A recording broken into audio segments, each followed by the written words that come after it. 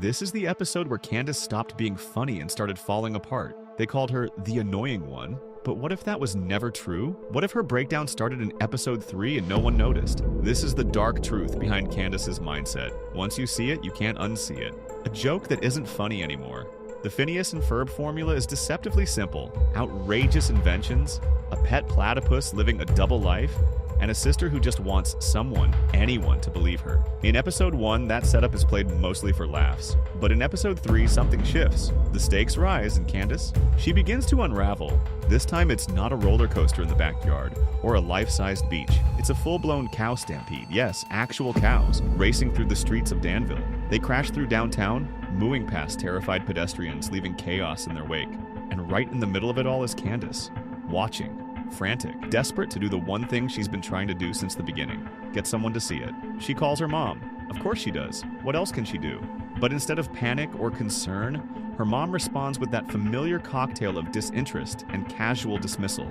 She doesn't even look out the window, she just brushes her off again. That's cute, Candace. Those 3 words are more than just a throwaway line. They cut deep. They tell Candace, maybe for the first time, that this isn't about evidence or timing. It's about belief. It's about how no matter what she says or how urgent she sounds, the adults in her life have already decided not to listen. And that's the real gut punch. Not just being ignored, but being dismissed, shrugged off, treated like a joke in her own story. And that's when the cracks start to show. The burden of being right too soon. There's a quiet tragedy in knowing the truth and having no one believe you. To everyone else, Candace is overreacting. She's loud, neurotic, and obsessed with busting her brothers. But beneath that frantic energy is something far more painful. Desperation. Candace isn't just mad for the sake of being mad. She's in a state of rising panic. Every absurd, physics-defying invention Phineas and Ferb create adds to her growing sense that the world is spinning out of control and she's the only one trying to stop it. But worse than the chaos is the silence. Every time she runs to her mom, every time she reaches for the phone with shaking hands, hoping this time someone will listen, she's met with a brush-off, a hair appointment,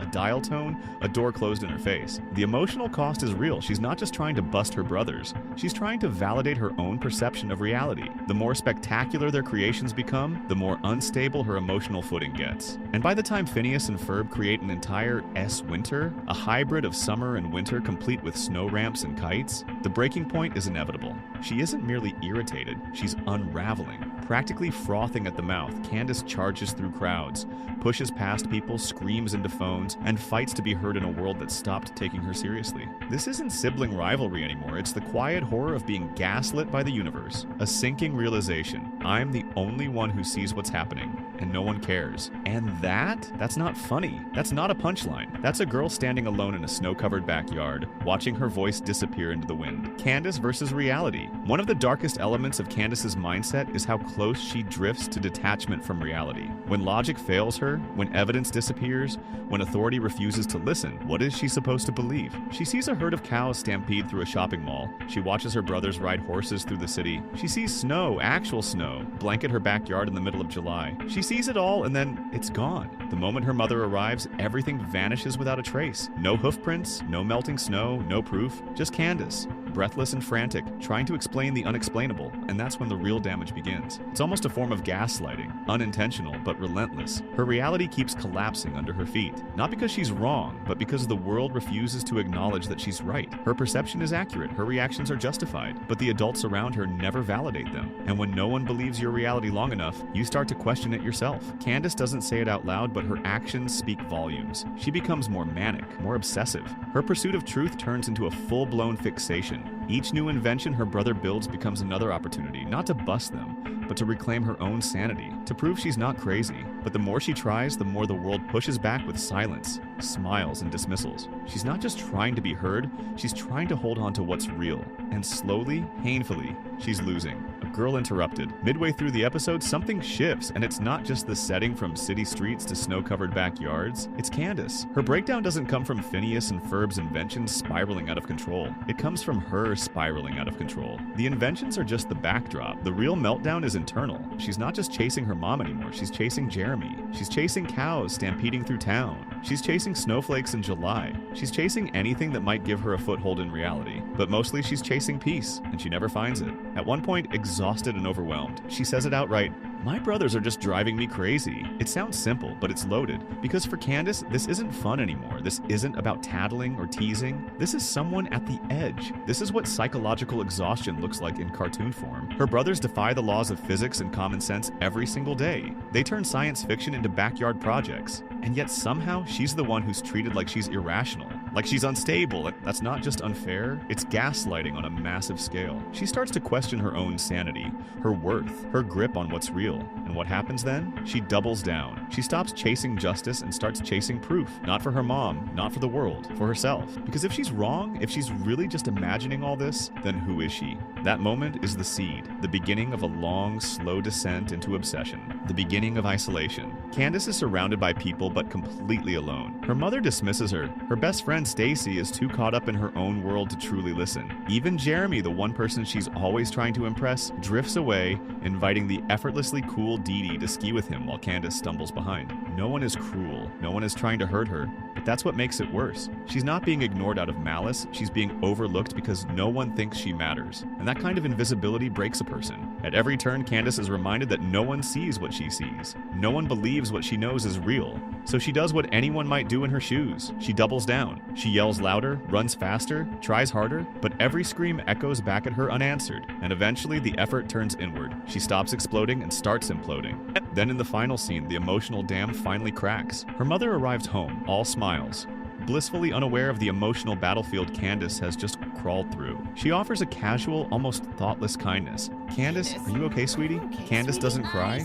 She doesn't yell. She just mutters, I so don't want to talk about it. That line isn't a joke. It's resignation. It's a quiet surrender. And it's one of the darkest moments in the series. Swinter and the illusion of happiness. While Candace is unraveling, Phineas and Ferb are thriving, completely untouched by the chaos they leave in their wake. As she runs herself ragged trying to make someone see, they build Swinter, a magical mashup of snow and sunshine. It defies logic, bends weather itself, and somehow works. Kids pour in from every corner of town to ski, sled, sip hot chocolate, and bask in the wonder the boys have created. It's whimsical, it's imaginative, it's everything they represent. And for Candace, it's infuriating. Not just because it's unfair, but because it's proof. Proof that her brothers can manipulate reality at will, enchant entire crowds, break every rule of science, and still get away with it. It's a cruel joke that the more impossible their antics become, the more invisible her warnings feel. When she mutters, "You mean crushed ice covered in blue carbs?"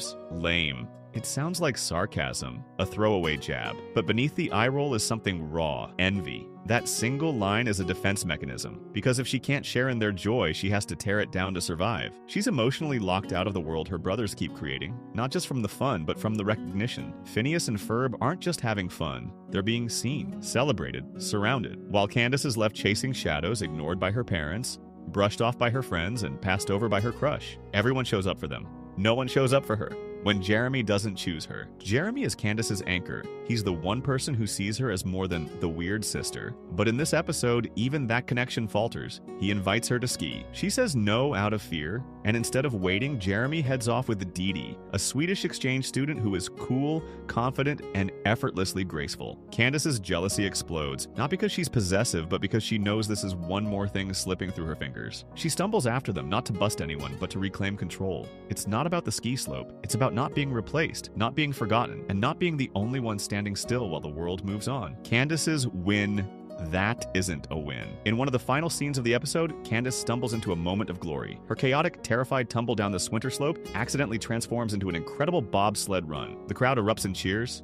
Jeremy is impressed. For the first time all day, everyone is watching her. Not her brothers, not their latest invention, her. But here's the tragic twist. It's not something she planned. She didn't choose to be the hero. She just fell into it, literally. And because of that, it doesn't feel like a victory. Not to her. Candace isn't seeking fame. She's not trying to be a star. What she wants is much simpler and much harder to earn. Validation. She wants the world to know she's not crazy, that what she sees is real, that her voice matters. The applause is loud, but it's not enough, because Candace doesn't want to be liked. She wants to be believed. The parents who don't listen. Linda and Lawrence Flynn are not abusive. They don't yell, They don't punish unfairly. They're not even bad parents. In fact, they're loving, cheerful, and consistently supportive, especially of Phineas and Ferb. But therein lies the problem, because while they support the boys without hesitation, Candace is left fighting for every scrap of attention. They indulge the wildest of ideas: backyard roller coasters, teleporters, entire weather systems, and never ask questions. Meanwhile, Candace is running herself ragged, trying to alert them, trying to prove that something unusual is happening. But they never see it. They're always a second too late. And when they do respond, it's with amused dismissal. A pat on the head, a "that's nice, dear." There's a quiet metaphor buried here. When you raise creative kids and ignore the ones who ask why, you don't just encourage innovation, you build a house of imbalance. Candace isn't jealous of the inventions. She's jealous of freedom. The freedom to express without ridicule, the freedom to fail without consequence, the freedom to be weird, bold, loud, and still be celebrated. She's never given that. Her mistakes are treated as meltdowns. Her instincts are written off as hysteria. Her need to question is framed as a flaw, while her brothers are hailed as prodigies. Candace isn't the villain. She's the byproduct of a system that rewards spectacle and silences skepticism. And in a house full of wonder, she's the only one not allowed to wonder out loud. The moment that broke her. The episode ends with Phineas and Ferb cleaning up just in time. The invention vanishes, the snow melts, the yard resets. Candace rushes to reveal everything. Look what they did to the backyard. Just a second, Candace? That pause, that's the moment. The hesitation, the shift in energy. By the time her parents look, there's nothing left, and Candace says nothing. She's not just frustrated, she's defeated. This is the moment she learns that the truth means nothing if no one believes it. This is the origin story of the girl who will spend the rest of the series trying to prove she's not crazy. The episode that changed everything. Most fans remember episode 3 of Phineas and Ferb as the fun, quirky Swinter episode, the one where the boys create snow in the middle of summer. It's remembered for its catchy song, its imaginative visuals, and the sheer absurdity of winter coats and bathing suits in the same shot. On the surface, it's one of the most playful episodes of the show. But beneath the snow cones and ski slopes lies something darker. This is the episode where Candace's worldview hardens, where her frustration crystallizes into something deeper, something lasting. It's not just about catching her brothers in the act anymore, it's about something much more personal, being believed. This is the moment Candace stops trusting the adults in her life. Her mother brushes her off. Her father is clueless. No one seems to take her seriously, again and again and again. So she stops waiting for someone to listen and starts chasing validation through proof. Because if no one will believe her words, she'll make them believe their eyes. That obsession doesn't come from malice, it comes from pain. Candace doesn't need to win. She doesn't even need to get them in trouble. She just needs to be heard, to be seen as sane, to prove that she exists in the same reality as everyone else. And the fact that she never is, that's not a punchline. That's the real tragedy of Phineas and Ferb. Amid all the invention and imagination, one voice is always ignored, and it's the one that's screaming. Next time you see Candace storm in, ranting about giant robots or backyard beaches, remember this episode. The cows, the snow cones, the silence on the other end of the phone. When she says, "I don't want to talk about it," that's not comedy, that's collapse. Was it just a funny episode or the beginning of something deeper? Let us know in the comments, hit like and subscribe, and remember, sometimes the loudest ones are just trying